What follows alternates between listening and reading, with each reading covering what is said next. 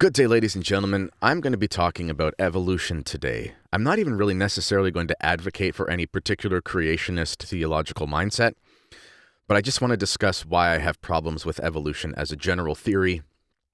I'm going to discuss it from a historical perspective and even from a scientific perspective. And I'm going to explain why you don't have to be a scientist in the technical sense in order to understand the science behind evolution. We're going to discuss all these things. And I promise not to ramble too much, so stay tuned.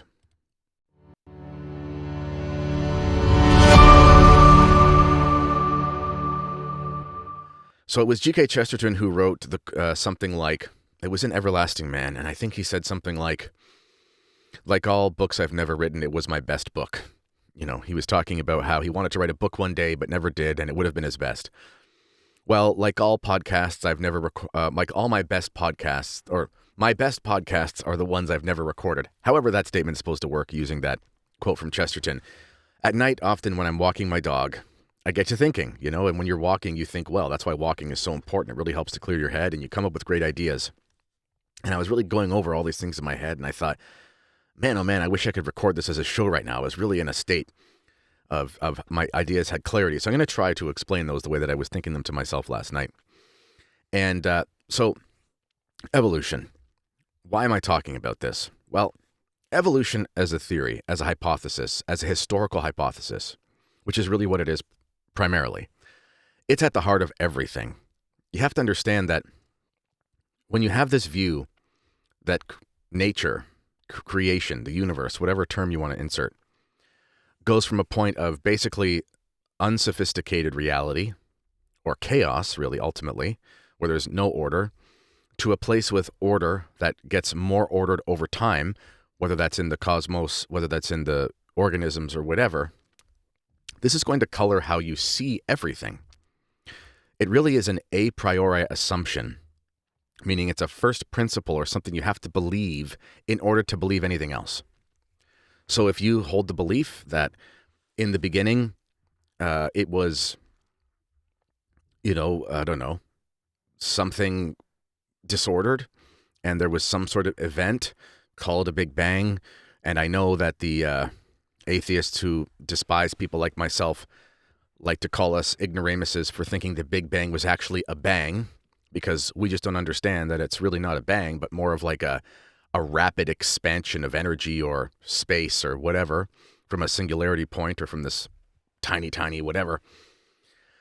Fine, we don't understand it by calling it a bang, but that's what the theory is called. And by the way, no one really understands it, because if you actually look up contemporary ideas in Big Bang cosmology as the beginning of the universe, those have changed a lot. And there's continual debate about that. And there are times where they date things differently. Is it less billion years or more fewer number of years or more years? Is it really an event that's a succession in other events where we've seen this sort of expansion and resorption? These things are not quote unquote settled. I mean, it's like any other science. It's like the climate scientists or dietary science, where we have different food pyramids and diets that are going to kill you and diets that are healthy, and they kind of go in these cyclical phases every 15 to 20 years, and different ones are in fashion, but they all have evidence behind them.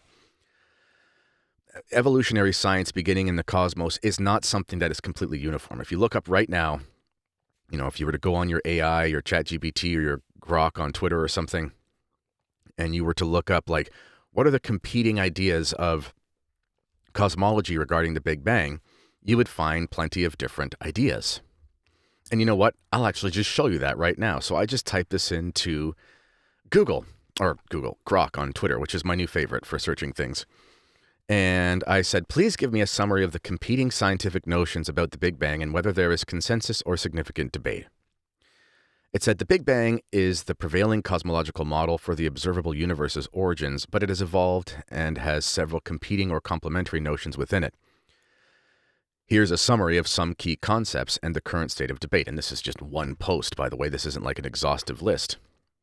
There's the standard Big Bang model, which is an expansion of the universe. This aspect is well supported by observations like the redshift or galaxies and the cosmic microwave background, etc., according to this information. There is the competing or complementary notions, which include things like cyclic models. So This suggests that the universe undergoes endless cycles of expansion and contraction. This model attempts to solve the problem of what came before the Big Bang, because obviously it can't be God, right? Anything but God.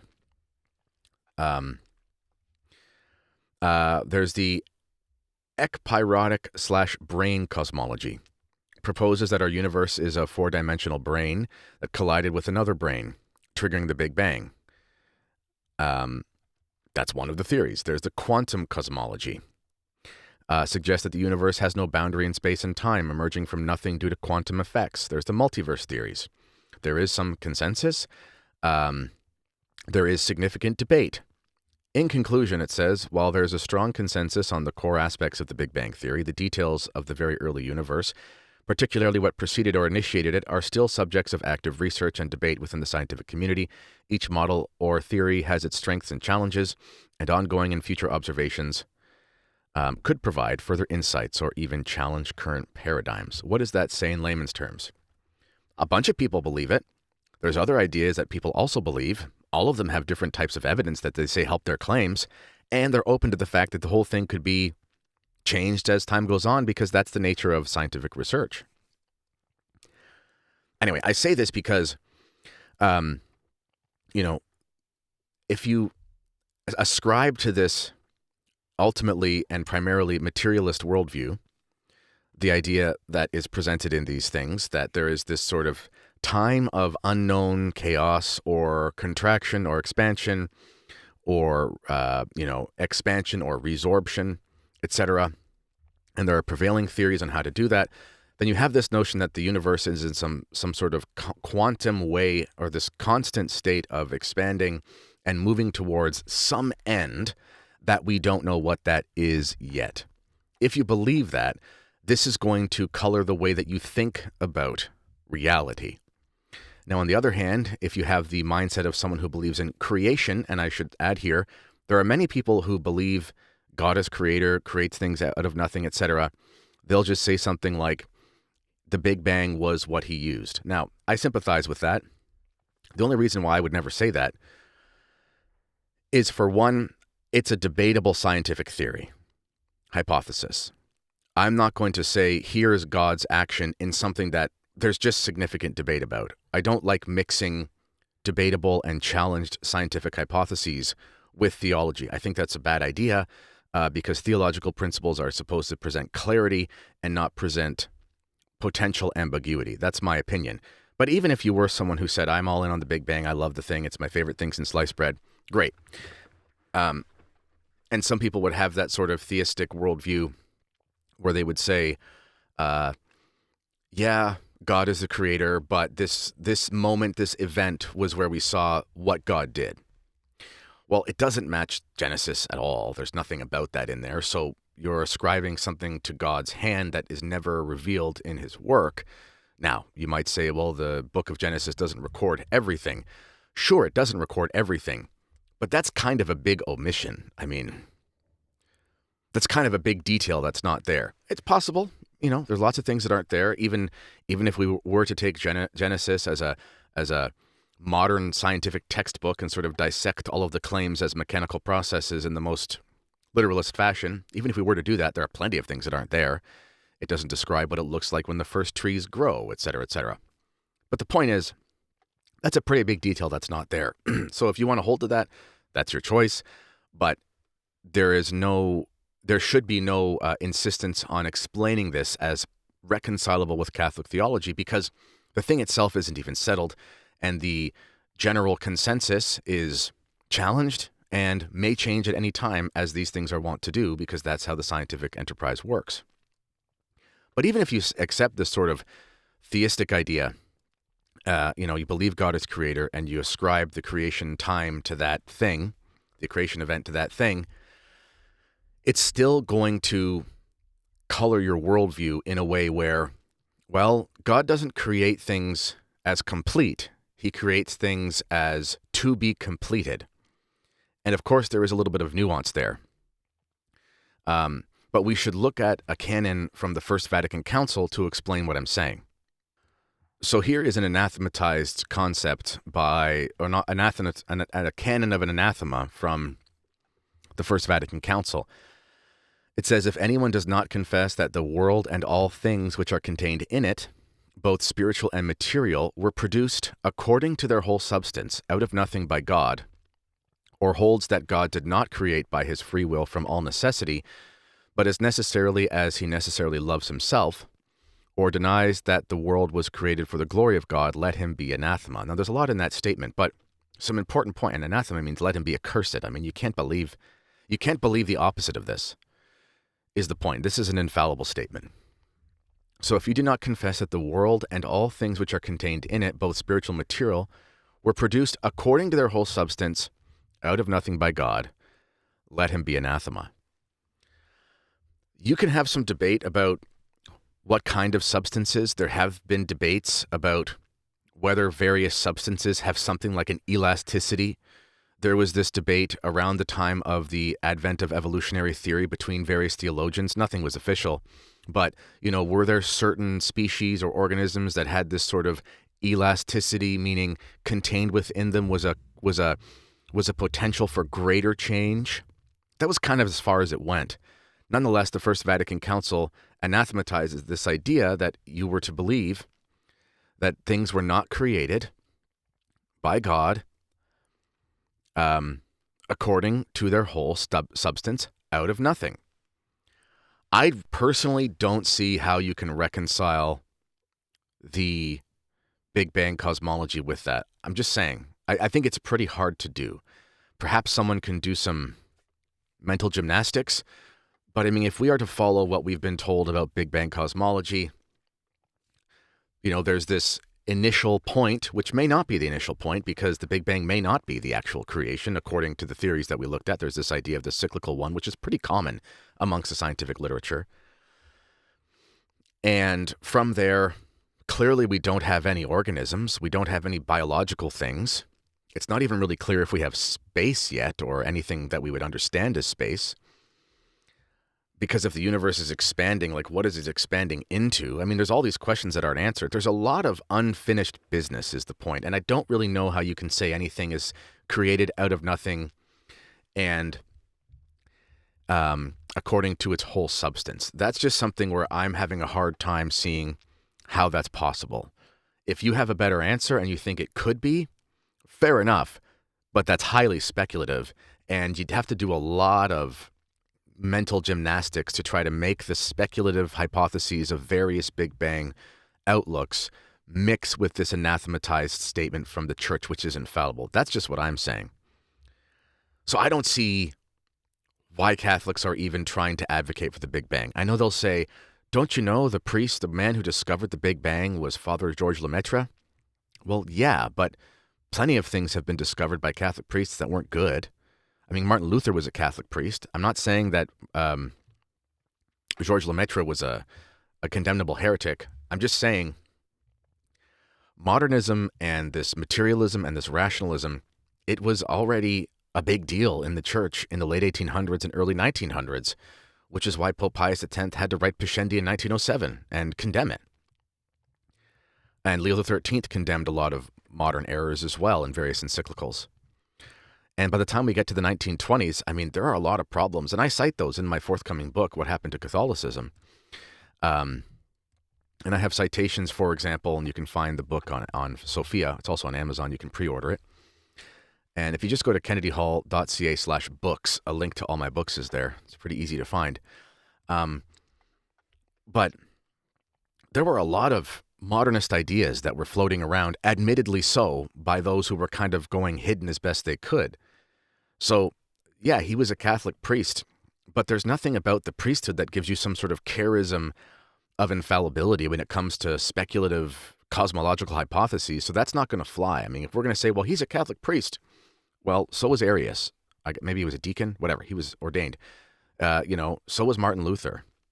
The list goes on and on. We could find all of these Catholic priests who have done terrible things or advocated for literal heresies. So that's not going to work.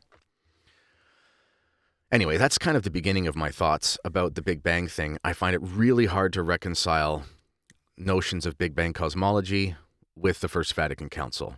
And the First Vatican Council has infallible anathemas, and I'm required as a Catholic to believe those things.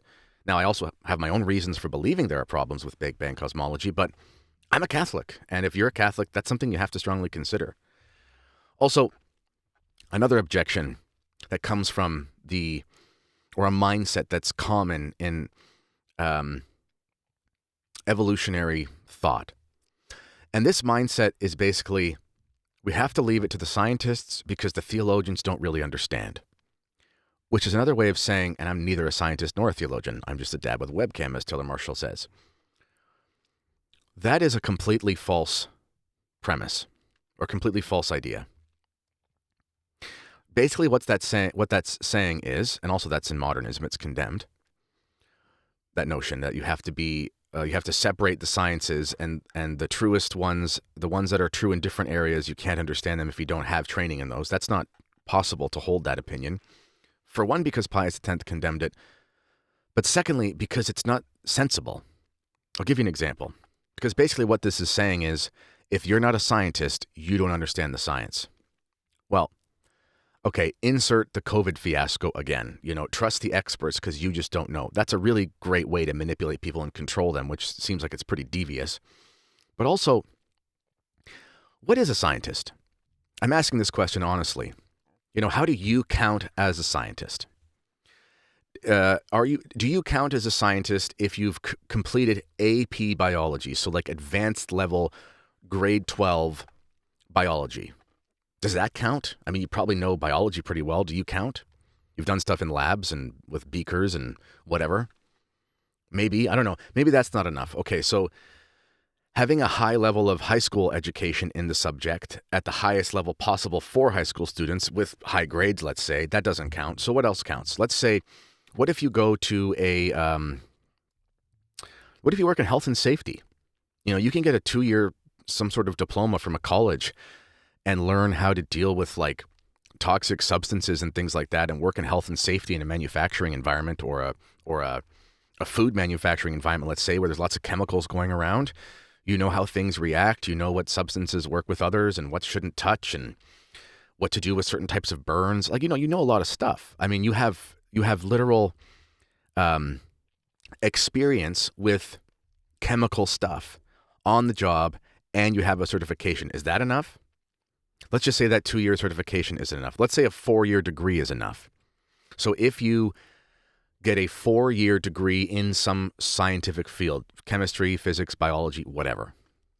Okay, if we can agree that's enough, I hope we can. It's like your 4-year degree with bachelor in science with a major in chemistry or whatever. Is that enough?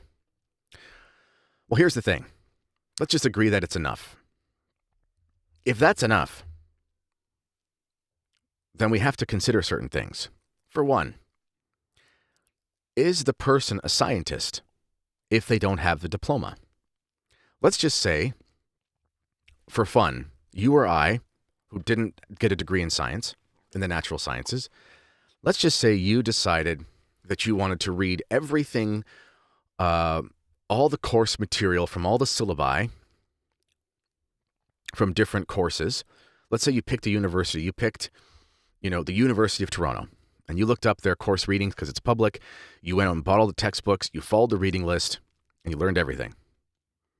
You had the same knowledge as the kid in 4th year who's 22 years old and is about to get his diploma. Do you know as much as that kid? I mean, you probably do. Let's just say you don't. Let's just say there's a kid who's got a 95% average, and he's going to graduate, magna cum laude and get a full ride to med school or something. But there's other people passing the course that have like a 58. Let's just say you know as much as the kid who has a 58, and he gets his diploma too. He gets no honors, but he gets his diploma. He has a Bachelor of Science, and he counts as a scientist. Let's just say you know as much as a kid who got less than 60% grades in a 4-year degree program at an accredited university that offers scientific studies of some type. If you know as much as that kid, do you know as much about science as that kid? Of course you do. So if he gets a certification that says Bachelor's of Science, he counts as a scientist. If you read what he reads, you don't count as a scientist. Is that how this works? Because that's stupid. Because here's the thing. If you have to be a scientist in order to understand the science, then nobody could become a scientist. Even that kid who has 95% in all his grades and all his science courses in university, smartest kid they've ever had, the notion is that he doesn't really understand the science until he's got the degree because he doesn't count as a scientist. That's obviously stupid. Obviously, you can understand things without having any official training or certifications in those things. That's how we understand so many things. And if you say you have to be a scientist in order to understand the science, then what the heck is the point of all the scientific documentaries out there? Why would I ever watch some scientific documentary on the Discovery Channel if I can't understand it anyway? It's because we can understand it, obviously. So this idea that you have to be a scientist is self-defeating because no one could become one. Furthermore, there is an elitist and a Gnostic tendency, and I'll explain what I mean. The elitist tendency is, we don't listen to you, peons down there because you don't have our fancy degrees. Your opinion doesn't matter. That's arrogant and elitist, but there's another darker side to that, and it's a Gnostic tendency. And if you understand the history of Gnosticism, what is Gnosticism? It's these various heresies that arise throughout history. There are various types of Gnostic heresies, the most famous ones probably being the Manichaean heresy and the Albigensian heresy, which were kind of two sides of the same coin, about 700 years apart or so, 800 years apart. Gnosticism, hence the name Gnostic, coming from gnosis, from knowledge. Nothing wrong with knowledge. But the reason why it's a Gnostic heresy, it's this idea that basically you're saved through having knowledge nobody else has. There's an element of truth to that. We do have to believe the Catholic faith as Catholics. So we do know stuff, but we're not saved by knowledge. We believe that the Catholic faith is infused into us at baptism. A little baby doesn't know anything in their intellect, but they have the faith. So it's not simply a matter of the intellect. Same with someone who is mentally handicapped, for example, and can't understand concepts. They obviously can be baptized. The problem with Gnosticism is that the practitioners of the various Gnostic heresies believe that they have been initiated into this realm of secret knowledge or saving knowledge, that only those who are initiated like they are understand the mysteries the way that they do. That is antithetical to Catholicism. First of all, Catholicism is easy to understand. Secondly, it's for everybody. So it's elitist in the most basic sense. It's Gnostic if you take it all the way through. You can't understand the science unless you're a scientist, is another way of saying, unless you're initiated through our rituals, which would include things like getting the degree, and we accept you as part of ours with our accredited rituals, you don't have the right to an opinion and you can't understand what we're saying anyway. Give me a break. That's an odious belief. So, as I said, I would kind of meander here. I have a problem with Big Bang cosmology for obvious reasons. It's certainly not required of Catholics to believe it, and it's irresponsible to try to prove Catholicism or advocate for Catholicism or creation, I should say, trying to interpret Genesis using it, because it's not even a fixed body of information anyway. So you're using something that's changeable to try to describe the unchanging Word of God. Furthermore, it's difficult to see how you can reconcile the prevailing notions in Big Bang cosmology with the anathema from the First Vatican Council, which is pretty clear. Anathema if you don't believe that God created all things out of nothing in their whole substance. It's a pretty clear anathema. Thirdly, the idea that you even have to have an initiation into the scientific rites in order to understand it, that's a big problem because it's stupid. It doesn't make any sense. Again, nobody could become one.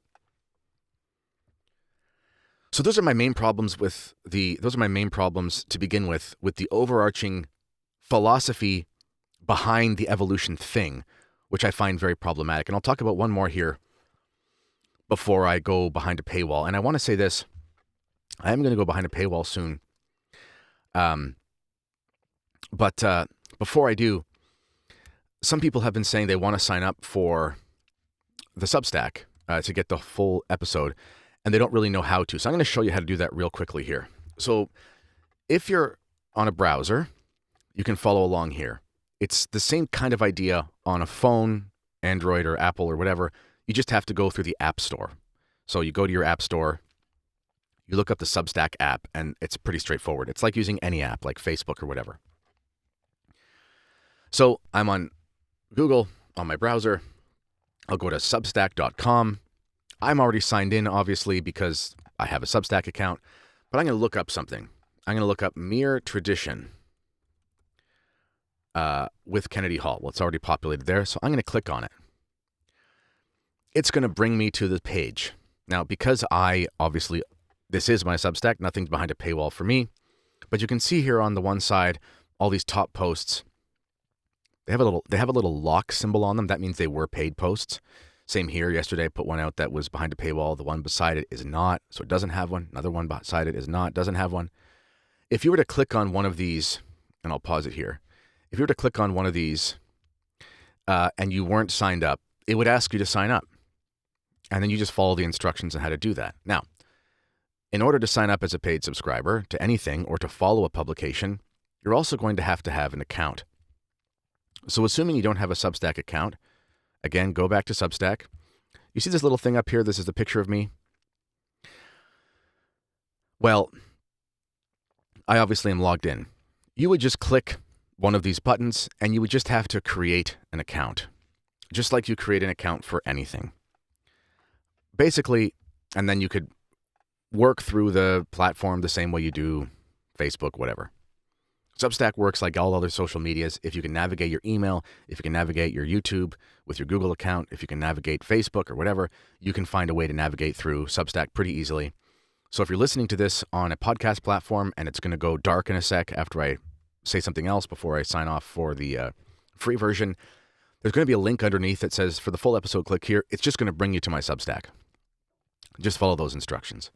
And if you're on YouTube and you're on a browser, there's going to be something underneath as well. Click that same thing, do it through your browser. If you sign up on a browser and then you also download the app on your phone, you're going to log into the same account. So the stuff's going to be in both places, just like it is with your Facebook on your computer and your Facebook on your phone. Works the same way. If there are any other questions about how to do that, because some people have been asking questions, they say, hey, I want to sign up, but I don't know how, just shoot me an email. You can find the link for my email if you go to kennedyhall.ca. Navigate Work with Kennedy, so kennedyhall.ca. I think it's kennedyhall.ca/work with Kennedy. It's just to submit a contact thing, comes to my work email, and I can do my best to reply. Okay. So, the last thing I want to say before I go behind a paywall, it's the notion of history. So, people believe that evolution is a scientific hypothesis, but it's not. It's primarily a historical hypothesis. It doesn't start because the things tell us things evolved. Like, it's not like somebody stumbles upon a dead rat in a field, opens it up and says, this must have evolved. They see stuff and then they make assumptions about how the thing came to be based on what they believe about how things came to be in the first place. And that begins in philosophy. And that's not natural science. That is a hypothesis about history. And it's a very poor hypothesis when we actually look at history. And I'm going to discuss in depth what I mean by that on the other side. So I'm going to go behind a paywall now. Follow those instructions if you want to listen to the rest of the video. And I will talk to you soon. See you on the other side.